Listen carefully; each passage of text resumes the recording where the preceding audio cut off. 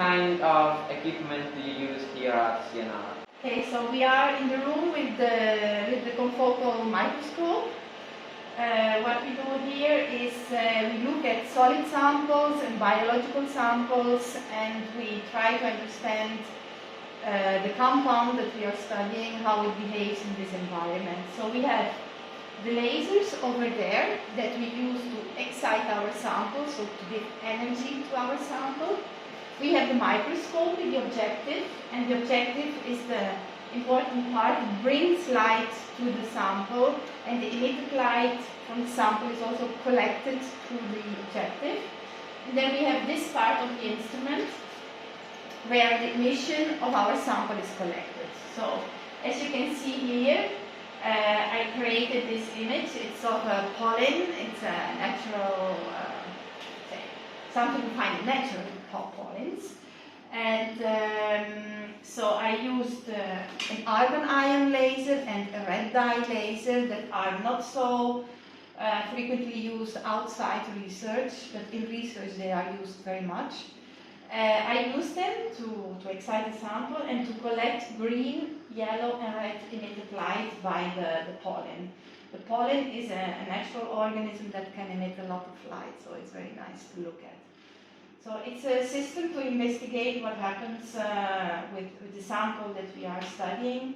For example, we can follow a drug in cells when I'm looking at cells here, or we can also understand the behavior of solid materials for LEDs that emit light, and we can see from which part of the material the light is coming.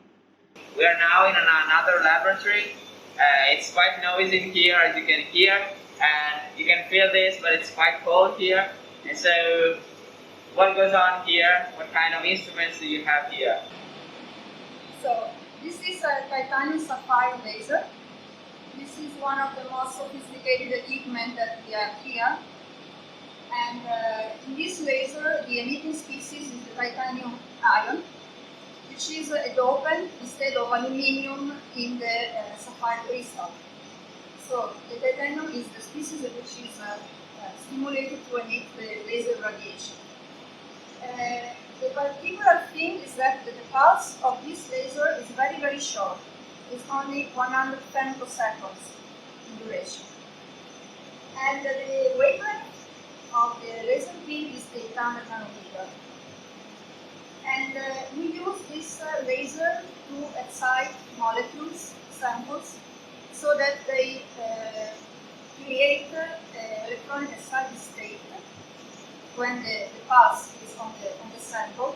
And once the pulse stops, we analyze what is happening to this excited state that we have created.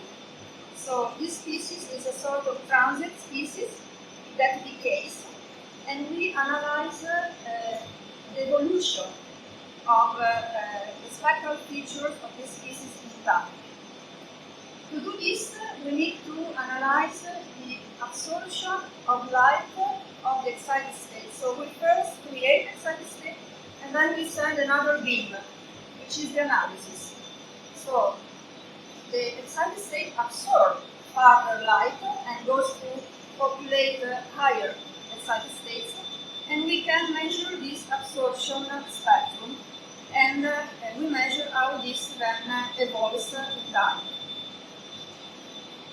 This instrument here is a spectrometer, this part here.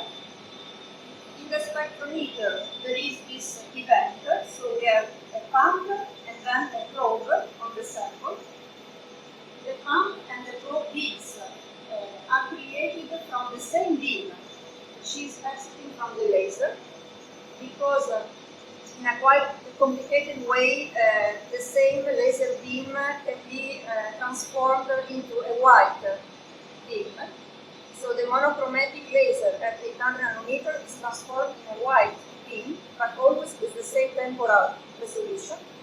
And this is our analysis. So we set the excitation beam and then the analysis on the sample. At the end, what we obtained is a sort of map. I can show you here. So we have a sort of 3D map. In one axis here we have the wavelength. In one axis we have the time, And the third axis that is pointing towards us is the intensity of the signal. And we can create slices. For example, if we take slices here, we observe this spectrum. This is how the absorption of the excited state is as a function of the wavelength. While if we cut a slice in this direction, we have the time profile. So we can say here, we have absorption as a function of time. And we can move in the map, see? We can move to see what is happening to this excited state. So we can both have a look on how the spectrum evolves. For example, if I move here, or if we move in this direction, we can see how the lifetime of the species is changing. See? So this is quite a complicated analysis. This is useful if you have molecules, for example, that are not emissive, and you cannot analyze their properties with emission, which is a very common properties that is analyzed in molecules.